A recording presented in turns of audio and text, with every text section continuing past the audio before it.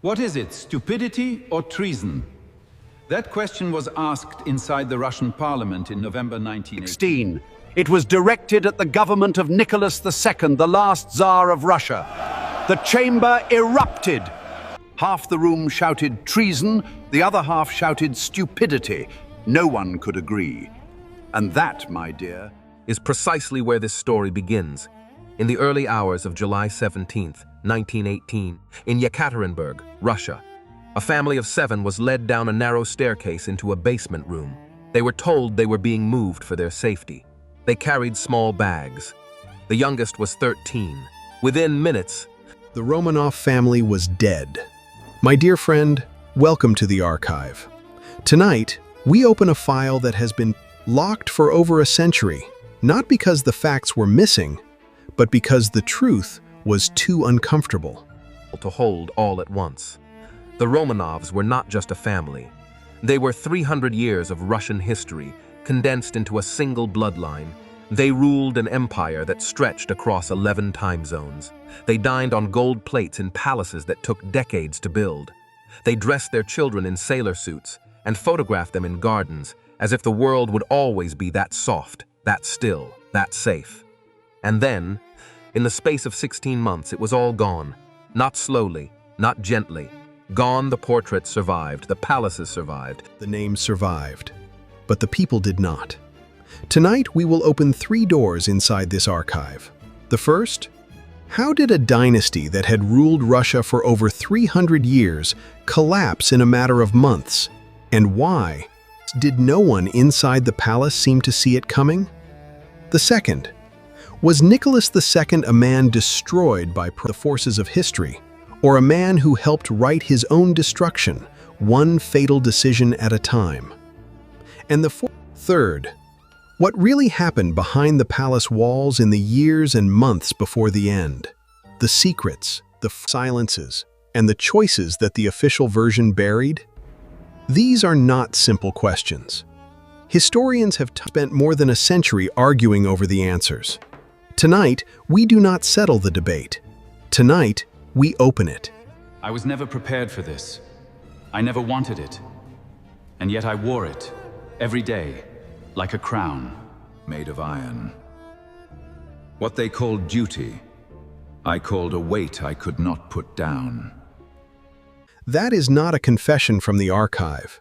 It is a voice imagined from the record, from the diaries, the letters, the silence between the words of a man who, by most accounts, stepped into a role he was never built to carry. But the empire did not care about readiness. It only cared about the name, and the name was Romanov. Before we step into the first room of this archive, if stories like this are the reason you come here, subscribe and stay close. Every other chapter opens another door the palace tried to keep locked.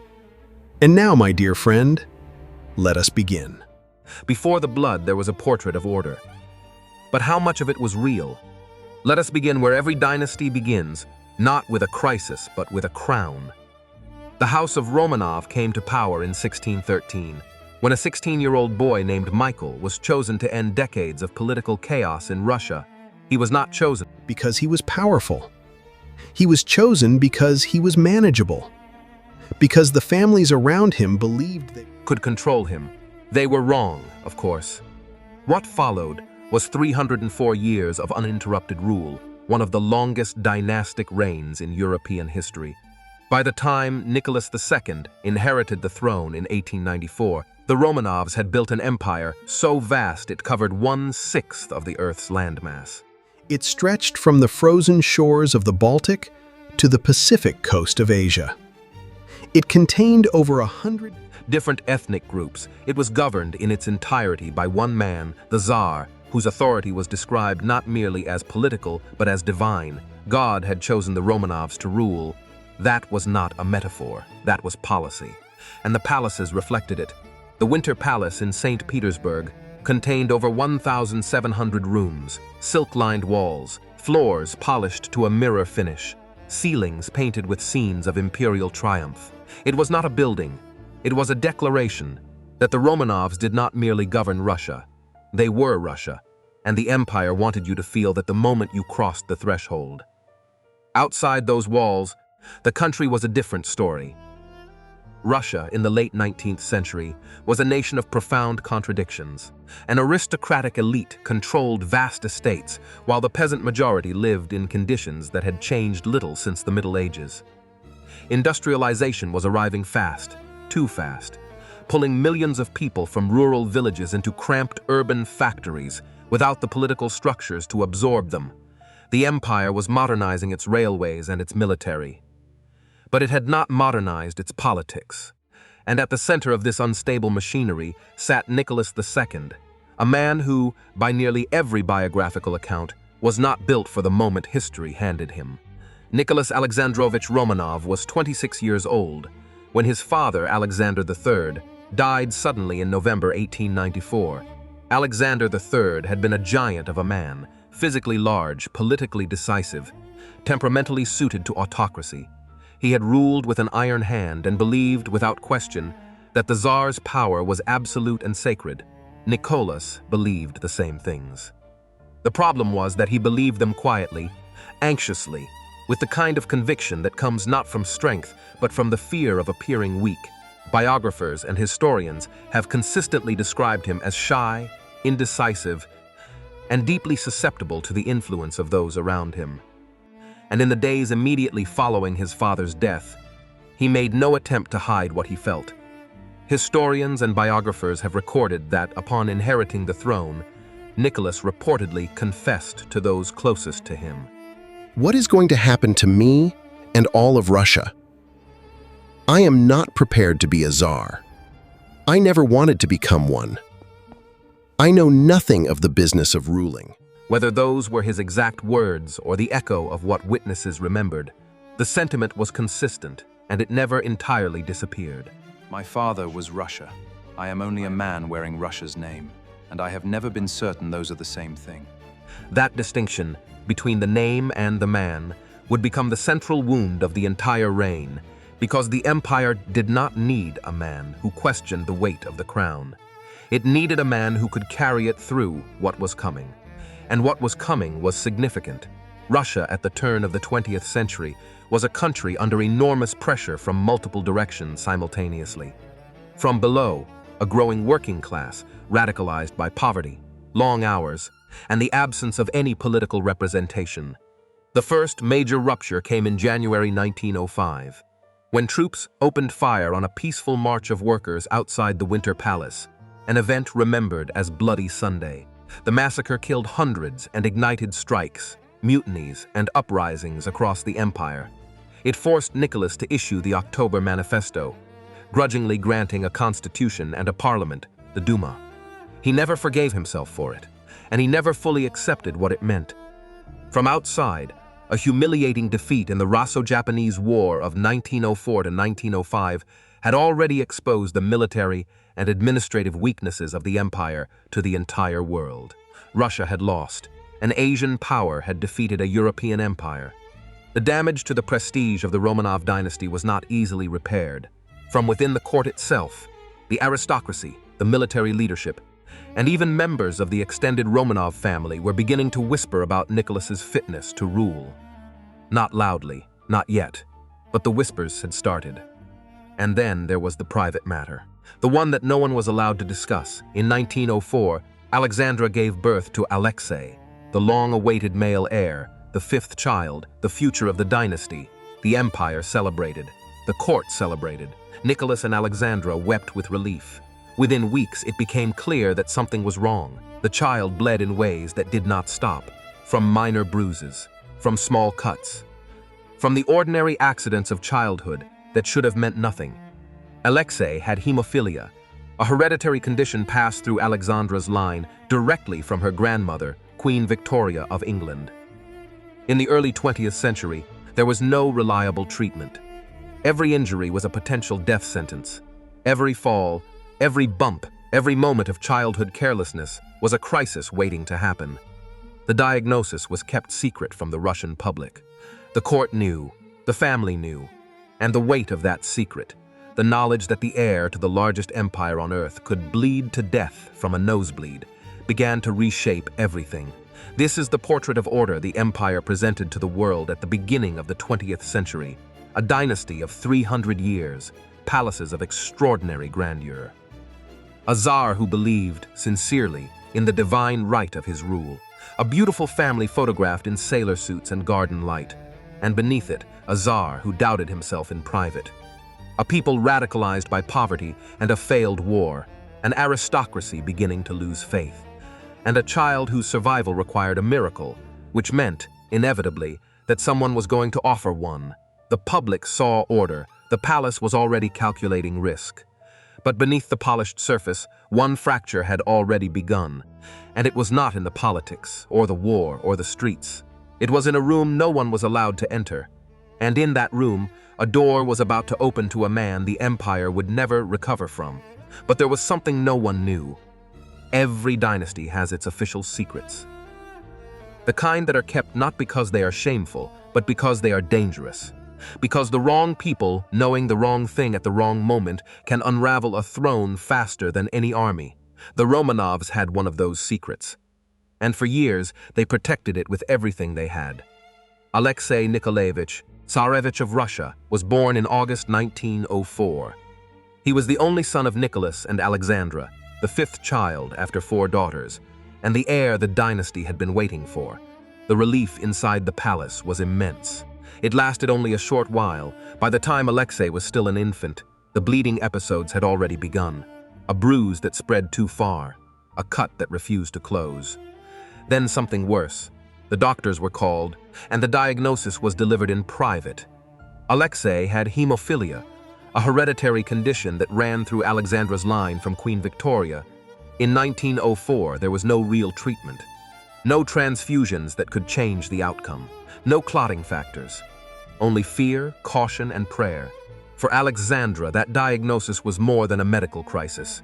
It was a spiritual one.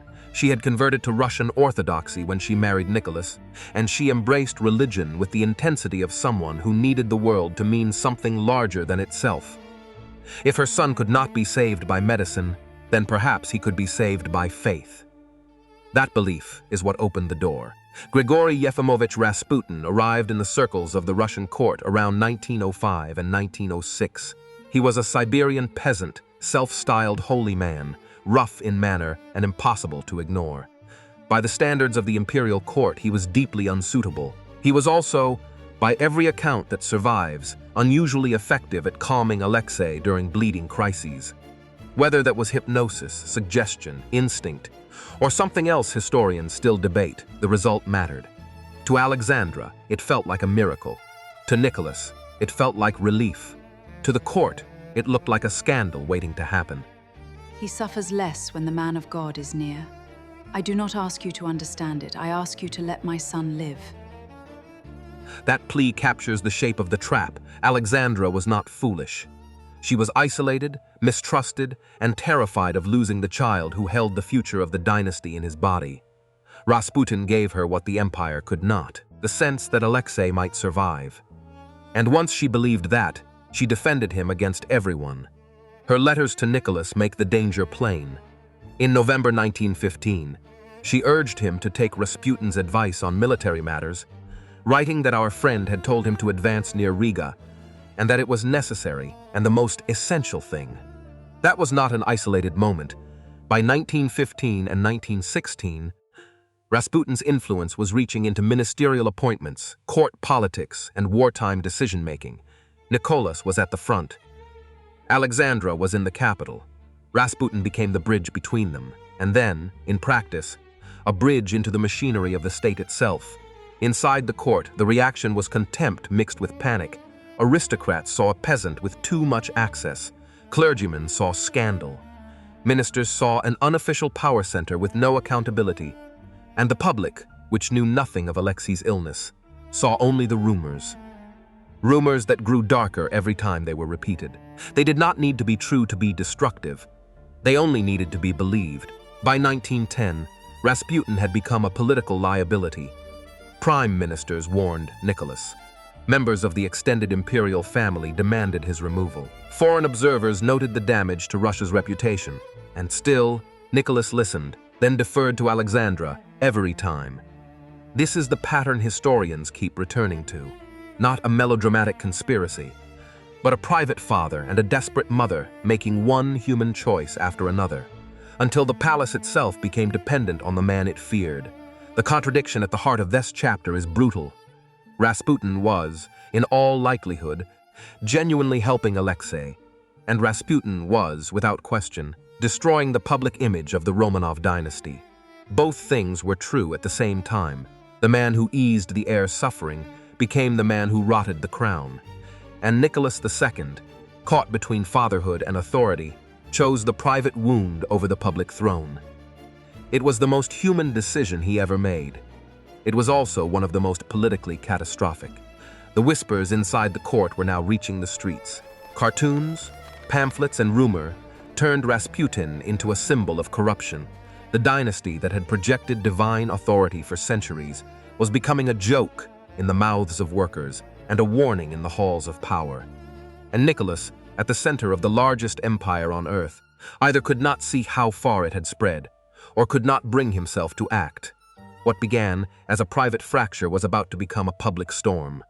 The empire was not merely heading toward war. It was already carrying the wound into it, open, unstitched, and hidden from view, because in war, a dynasty cannot afford to pretend. And the Romanovs, by the summer of 1914, had become very good at pretending. What happened next shocked Europe. In the summer of 1914, the world went to war, and Nicholas II, Tsar of all Russia, led his empire into it with the kind of confidence that only comes from not fully understanding what you are walking into. Russia mobilized over 5 million men in the first months of the conflict. It was the largest army in the war. It was also one of the least prepared, under-equipped, poorly supplied, led by commanders whose loyalty to the Tsar was often more reliable than their military competence. The railways that moved troops to the front moved them slowly. The factories that should have produced rifles and ammunition produced them in numbers that were never enough. The first year of the war produced disasters on a scale the empire had not seen in generations. But the military catastrophe, as severe as it was not the decision that sealed the dynasty's fate. That decision came in September 1915. Nicholas II, against the advice of nearly every senior minister and military commander around him, assumed personal command of the Russian army. He left Petrograd, as St. Petersburg had been renamed at the start of the war, and installed himself at military headquarters in Mogilev. His reasoning was, in its own way, sincere. He believed that a Tsar should lead his people, that his presence at the front would inspire the troops, that the divine authority of the Romanov name would matter in the field as it had mattered in the palace. What he did not fully calculate was what his absence from the capital would mean. With Nicholas at the front, the day-to-day governance of Russia fell, in practical terms, to Alexandra. And Alexandra, as we have already seen, was not operating alone. Rasputin, whose influence had already been a source of political embarrassment for a decade, now became something more dangerous. An informal power broker in a capital without its Tsar. Through Alexandra, he advised on ministerial appointments. Through Alexandra, he commented on military strategy. Through Alexandra, his suggestions reached Nicholas in a steady stream of letters. Letters in which Alexandra's devotion and Rasputin's instructions were woven together so tightly they were nearly indistinguishable. The result was a government that increasingly made no sense to the people, trying to observe it from outside. Ministers were appointed and dismissed at a pace that bewildered the Duma. Between 1915 and 1917, Russia churned through prime ministers, interior ministers, foreign ministers, a revolving door of authority that served no one and satisfied nothing. The political class had a word for what was happening, or rather, a question. On November 14, 1916, Pavel Milyukov, leader of the Liberal Cadet Party and one of the most prominent voices in the Duma, rose to speak. He listed failure after failure of the government, and after each one, he turned to the chamber and asked the same question. When the Duma keeps everlastingly insisting that the rear must be organized for a successful struggle, the government persists in claiming that organizing the country means organizing a revolution. and deliberately prefers chaos and disorganization. What is it? Stupidity or treason? The chamber erupted. Voices from the left shouted treason. Voices from the right shouted stupidity. Prime Minister Stürmer walked out of the session, followed by all his ministers. It was, in its own way, the perfect summary of what the empire had become. A government that even its defenders could no longer defend without asking whether incompetence or betrayal was the more accurate explanation. We can defend the front against the enemy. We cannot defend the Tsar against himself. And we cannot defend Russia against what is happening in Petrograd. Outside the palace and the Duma, the situation on the streets was deteriorating in ways that could no longer be managed by decree. The war had done what wars do to unprepared empires. It had emptied the fields of the men who worked them. It had redirected industrial production toward weapons and away from food. It had broken the supply chains that moved grain from the countryside to the cities. By the winter of 1916 into 1917, Petrograd, the capital of the largest empire on earth, was running short of bread, not metaphorically short, literally short. Bread lines formed before dawn. Bakeries ran out before midday. Women who had been waiting for hours in the cold returned home empty-handed. And those women, wives of soldiers at the front, mothers of children who were hungry. Workers in factories that paid wages that could no longer buy enough food began to talk to each other in those lines in ways that governments cannot control. In February 1917, those conversations became something else entirely. On February 23rd, International Women's Day, textile workers in Petrograd went on strike. They were joined within hours by workers from other factories. By the next day, over 200,000 people were on the streets. The protests were not organized by a political party. They were not led by a revolutionary committee. They were driven, at their core, by hunger. By February 26th, troops sent to suppress the protests began refusing orders. By February 27th, entire regiments had joined the demonstrators. The army, the institution on which the Romanov autocracy had always, ultimately rested, was no longer reliable. Nicholas, at military headquarters in Mogilev, received reports of the unrest and responded in the way he had always responded to political pressure. By insisting on order, dismissing the severity of the situation, and trusting that the machinery of the state would hold. It did not hold. What happened next was not simply a revolution from below. It was a collapse from multiple directions at once. The protests in the street were real.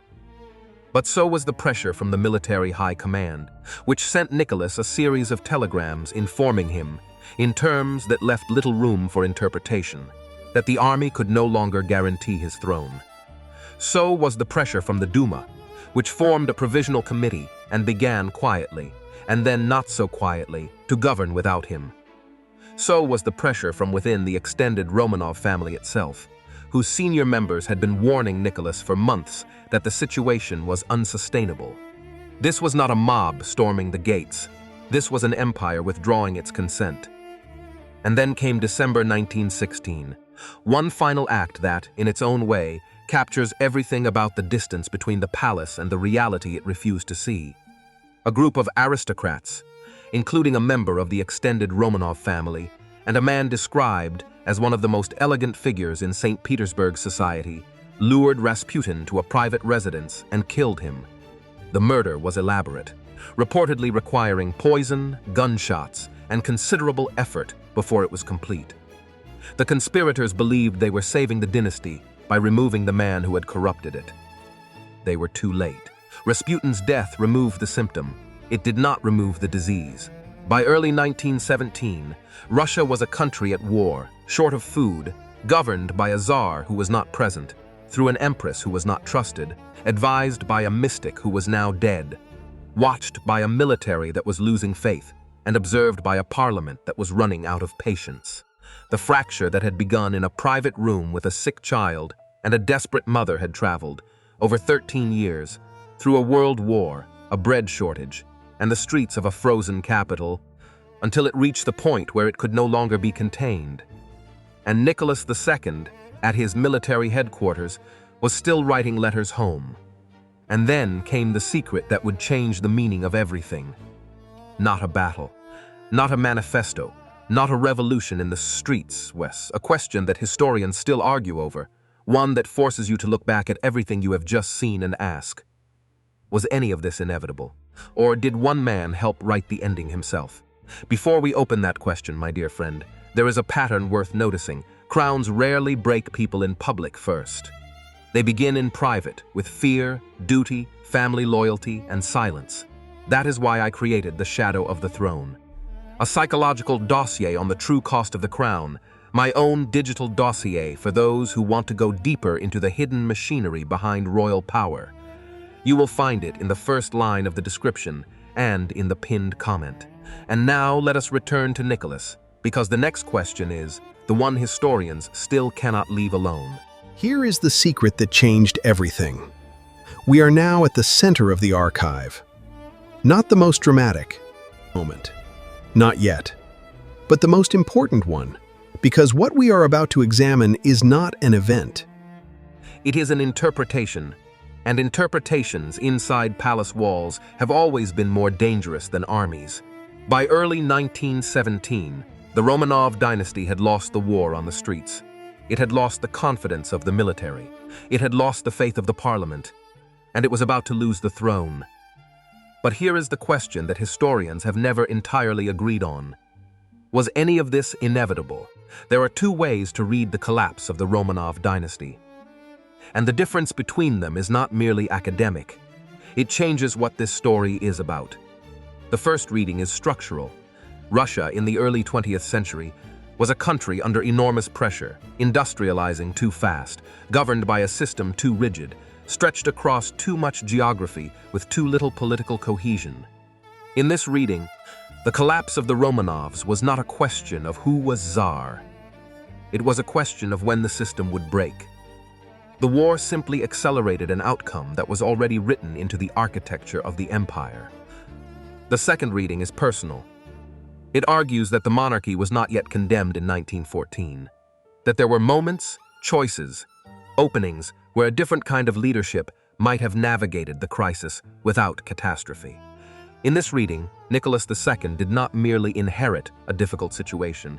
He made a difficult situation fatal through a series of decisions that were, individually, understandable, and collectively, disastrous. Most serious historians today hold a position somewhere between the two. But the tension between them is the intellectual heart of this story. I did not choose to be what Russia needed. I chose to be what I believed God had made me. Perhaps those were never the same thing. Let us examine what the record shows. Not as verdict, but as evidence, Nicholas II inherited the throne believing, sincerely and completely, in the divine right of autocracy. This was not unusual for a Romanov. What was unusual, and what historians have identified as genuinely consequential, was his refusal to adapt that belief to the realities of a modernizing empire. When the 1905 revolution forced him to issue the October Manifesto and create the Duma, he did not embrace the change. He accepted it as a temporary concession and spent the following years attempting to limit the parliament's power wherever possible. The Duma was dissolved twice in its first 2 years. Ministers who tried to build a working relationship between the crown and the parliament found themselves outmaneuvered or dismissed. The pattern was consistent. Nicholas would yield under maximum pressure, then attempt to reclaim ground when the pressure eased. It was the political equivalent of a man who learns nothing from every lesson. The historian Orlando Figes summarized the contradiction with the precision only a long archive can produce. In a sense, Russia gained in him the worst of both worlds. A Tsar determined to rule from the throne, yet quite incapable of exercising power. Figes adds something more. That Nicholas had, in fact, many of the personal qualities of a good constitutional monarch, mild-mannered, with an excellent memory, a sense of decorum, personal kindness. In England, Figes argues he might have made an admirable sovereign. But Nicholas had not been born to that role. He had been born autocrat of all the Russias, and that title, combined with his inability to exercise it effectively, left the empire without a center at exactly the moment it needed one most. And then there is the question of counsel. Nicholas was not without advisors who understood the danger. Prime Minister Stolypin, arguably the most capable statesman of the late Romanov era, spent years attempting to build a political base that could stabilize the empire through reform rather than repression. He was assassinated in 1911 in Nicholas's presence at the Kiev Opera House. Nicholas's response to his death was, by most accounts, notably muted. After Stolypin, the quality of Nicholas's inner circle declined sharply.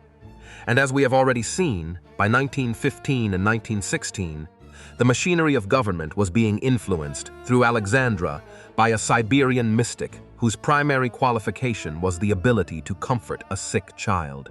As the historiographical record makes clear, many scholars see the fall not as the product of one cause, but of a collision. Structural pressures that were real and serious, meeting a leadership that was temperamentally unable to respond to them with the flexibility they required.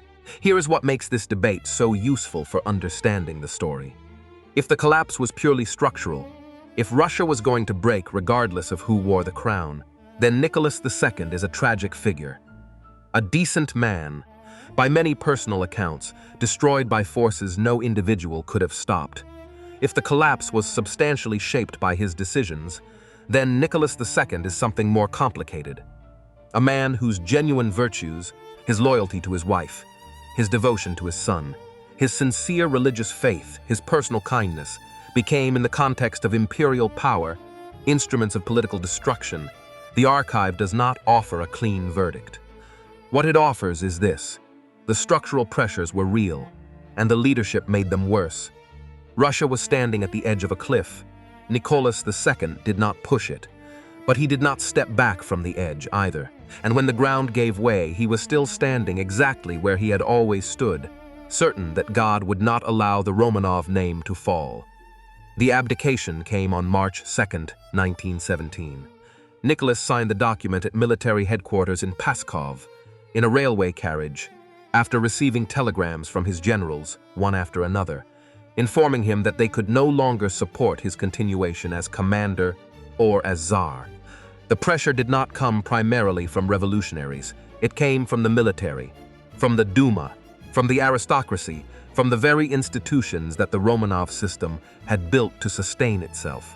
He abdicated not only for himself but for his son, citing Alexei's health as the reason he could not bear to separate from him. The throne passed to his brother, Grand Duke Mikhail. Mikhail refused it the following day. With that refusal, 304 years of Romanov rule ended, not in a battle, not in a palace coup, but in two signatures on two documents, 24 hours apart, in two different railway carriages. The dynasty that had seemed eternal did not fall with a cannon's roar. It fell with the scratch of a pen. And then the silence that followed. The silence inside those railway carriages, inside the Winter Palace. Inside the rooms of the empire that suddenly had no Tsar, was the loudest thing Russia had heard in 300 years. Once the secret entered the room, no one could leave unchanged. Because the question was no longer whether the dynasty would survive.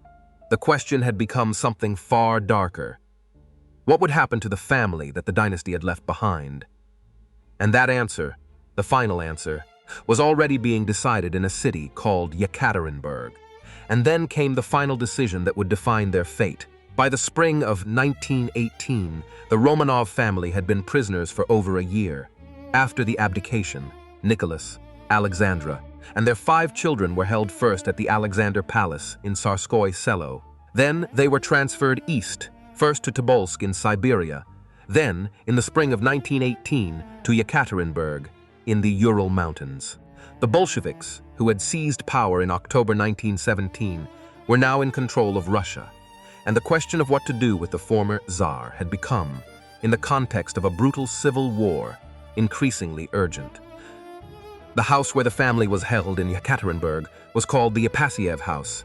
The Bolsheviks called it the House of Special Purpose. That name, in retrospect, requires no interpretation. Let us be precise about what the family's life looked like inside those walls. They were allowed to walk in the garden for short periods each day. The children continued their lessons. Nicholas read aloud to the family in the evenings. Alexandra kept a diary, Alexei, whose hemophilia made the journey east deeply painful, spent much of his time confined to a wheelchair. By all accounts, Nicholas faced his captivity with a composure that surprised his guards. He chopped wood. He cleared snow from the courtyard.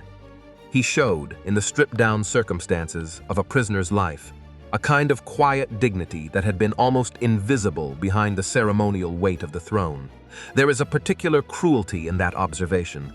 The man who had been least suited to the performance of absolute imperial power turned out to be well suited to the patience of a man with nothing left to perform. Whatever comes next, we have each other. And we have faced worse than uncertainty. We have faced the knowledge that we were never ready. This, at least, we can endure together. Outside the Ipatiev house, the civil war was moving fast. The White Army, the counter-revolutionary forces fighting the Bolsheviks, was advancing toward Yakatarinburg. By mid-July 1918, it was close enough that the Bolshevik leadership in Moscow faced a decision that could no longer be deferred. The reasoning was cold and political. A rescued Tsar could become the opposition's most powerful symbol. The Bolshevik leadership decided the Romanovs could not be allowed to fall into white hands. On the night of July 16th to 17th, 1918, Yakov Yurovsky, the commandant of the Ipatiev house, informed the family that they were being moved for their safety. They were asked to dress and come downstairs. Nicholas carried Alexei, who could not walk unassisted. The 4 daughters came with their mother. They were led into a basement room. Chairs were brought in, reportedly so that Alexandra and Alexei could sit. Then 11 armed men entered the room. What followed has been documented in the accounts of those who were present, accounts that are difficult to read and were, for decades, officially suppressed. The execution did not go cleanly. The daughters had sewn jewels into their clothing, which inadvertently functioned as improvised armor against the initial gunfire. The basement room was small, the smoke was thick. What was intended to take minutes took longer. Nicholas II was killed first. Alexandra died shortly after. Their children Olga, Tatiana, Maria, Anastasia, and Alexei were killed in the same room on the same night. Alexei Nikolaevich, Tsarevich of Russia, the heir for whom the dynasty had waited, the child whose illness had opened the door to Rasputin and helped corrode the public image of the throne, was 13 years old. The bodies were taken from the house in the early hours of the morning. They were transported to a forest outside the city, buried in a concealed location, and covered. The Bolshevik leadership issued a public statement announcing that Nicholas II had been executed, but did not reveal what had happened to the rest of the family. For decades, the fate of Alexandra and the children was officially unclear. The Soviet version acknowledged the execution of the Tsar. It did not, for a very long time, acknowledge the rest. There is a reason for that silence.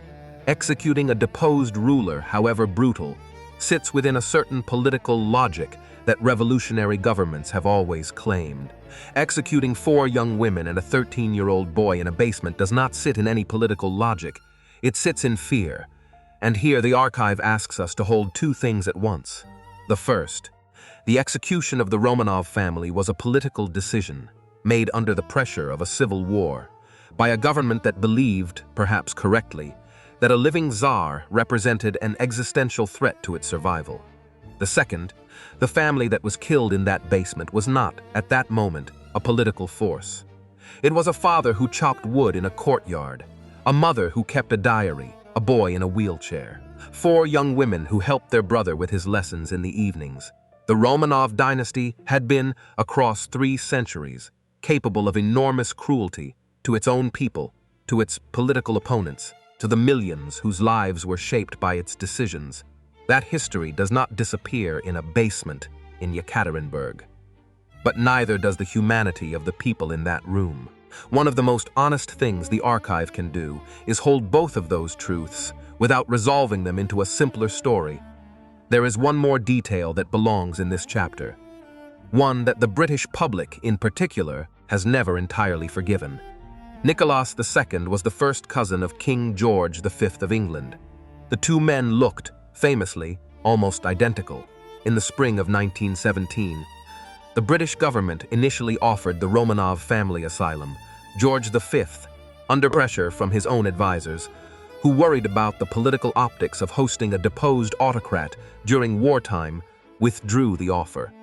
The family was never evacuated. Whether a British rescue would have been logistically possible, or whether the Bolshevik government would have permitted it, historians debate. What is not debated is that the offer was made and then withdrawn by a cousin during a window that never reopened. The decision was made. But the consequences had only begun, because the bodies had been hidden. The truth had been buried with them, and the story the world would tell about the Romanovs for the next century was about to be written, not by those who were there, but by those who survived, those who remembered, and those who needed the story to mean something. And that is where the next chapter begins. The execution was over, the story was not. In fact, in a certain sense, the story that the world knows, the story of the Romanovs, as icons, as martyrs, as figures of tragic glamour, had not yet begun. Because that story was not built from the truth of what happened in Yakatarinburg. It was built from the silence that followed. And silence inside a palace or inside a revolution is never neutral. It is always a choice. The Bolshevik government buried the Romanov family in secret.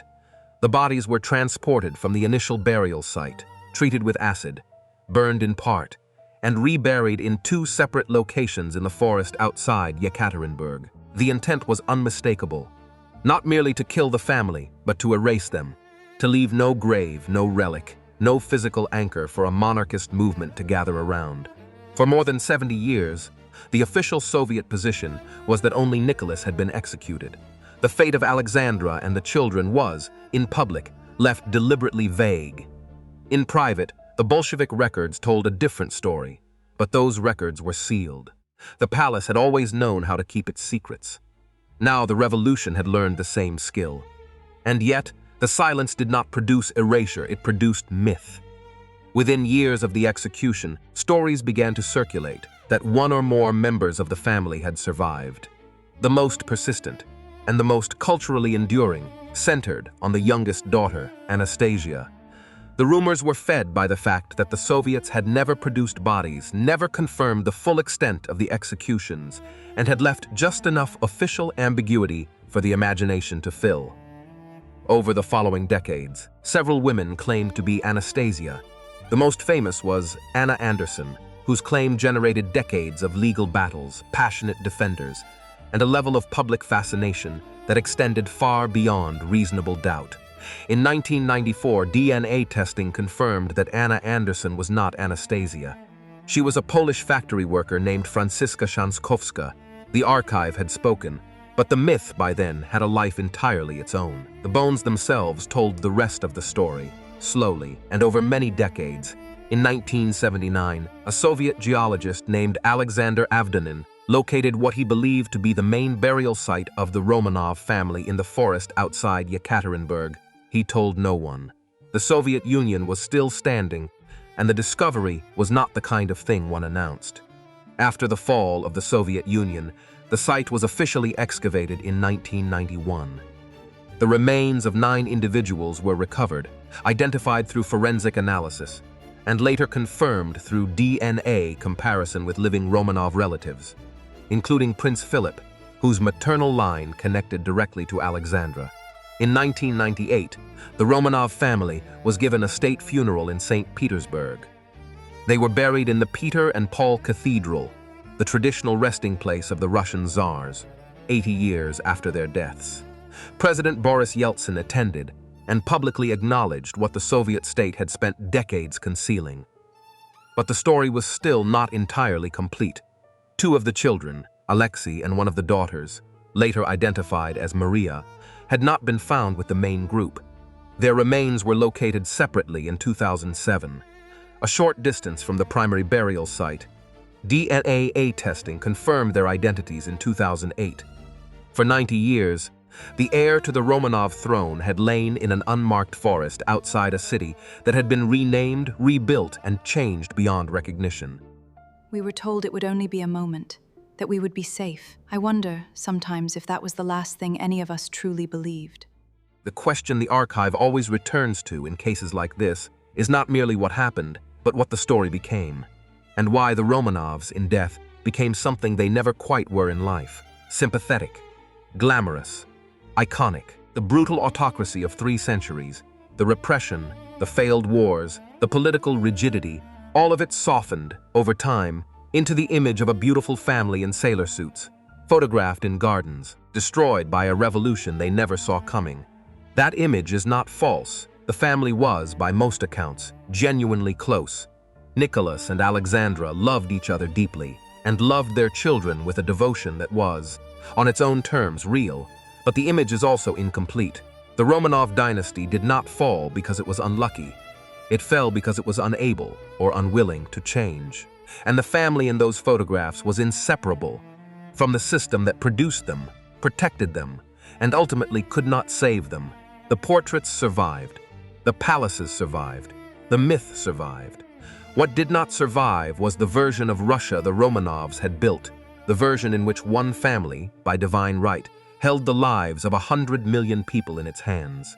In 2000, the Russian Orthodox Church canonized the Romanov family as passion bearers, a designation for those who face death with Christian humility and forgiveness. Nicholas II, the man Orlando Figes described as giving Russia the worst of both worlds, was made a saint. History, as always, had chosen its version carefully, and that is why this story did not end when the crown was secured. It continued inside the way history chose to remember it, inside the myth of Anastasia, inside the forest burial, inside the DNA test that finally answered what the Soviet Union had spent 7 decades hiding, inside every portrait that survived when the people in it did not. And so the archive returns us to the portrait, not the one history hung on the wall after the fact, the earlier one, the gentler one. A family arranged in careful light, a mother seated, a father standing just behind her, children posed in white, blue, and silence. The kind of image made to suggest permanence. But permanence, my dear friend, is often the first lie power tells about itself. Tonight, we have seen how a dynasty that ruled Russia for more than 3 centuries collapsed in months, not because the warning signs were absent, but because the people inside the palace mistook continuity for safety. We have seen that Nicholas II was not simply crushed by history from the outside. He was also undone by the choices he made inside it. His refusal to adapt, his devotion to private loyalties over public realities, and his inability to understand that an empire in crisis cannot be governed as if God will always delay the bill. And we have seen what happened behind the walls in the final act. The secret of Alexei's illness, the rise of Rasputin, the corrosion of public trust, the abdication in a railway carriage, the basement in Yakatarinburg, the forest grave, the myth that followed, and the bones that forced history to speak plainly at last. So what then is this story really about? It is about power, yes, but more than that. It is about insulation, about what happens when a ruling family becomes so enclosed by ritual, fear, and inherited certainty that it can no longer hear the world that is moving beneath it. The Romanovs did not fall in a single night. They fell in stages, with every warning dismissed, every compromise delayed, every illusion defended. A little too long. The basement came at the end. The collapse had begun much earlier. And perhaps that is why this story still unsettles us now, because every age produces its own palaces, its own portraits, its own language of permanence, and every age, sooner or later, discovers how expensive it is to confuse appearance with stability. So tell me this, my dear friend. Was Nicholas II a man destroyed by history, or a man who helped write his own ending because he could not imagine a world in which the crown was no longer enough? Your verdict belongs in the comments. And if you wish to open the next sealed file, stay close. The archive has more doors than mercy. And so the story returns to where it began, not with a throne, but with a family that wore one. The portraits survived. The names survived. The myth survived. But somewhere behind all of that, there were people who paid for every inch of the crown, and whose bones spent 90 years in an unmarked forest before history finally agreed to remember them properly. And if this story left you wanting to understand the deeper machinery behind the crown, I created The Shadow of the Throne, a psychological dossier on the true cost of the crown. It is my own digital dossier, made for those who want to go beyond the episode and examine the patterns beneath royal power. Isolation, inherited duty, family loyalty, denial, silence, and the price paid by those trapped closest to the throne. It is a direct product from this channel, and you will find it in the first line of the description and in the pinned comment. Every other day, we open another sealed file together, so stay close, my dear friend. The archive has more doors than mercy.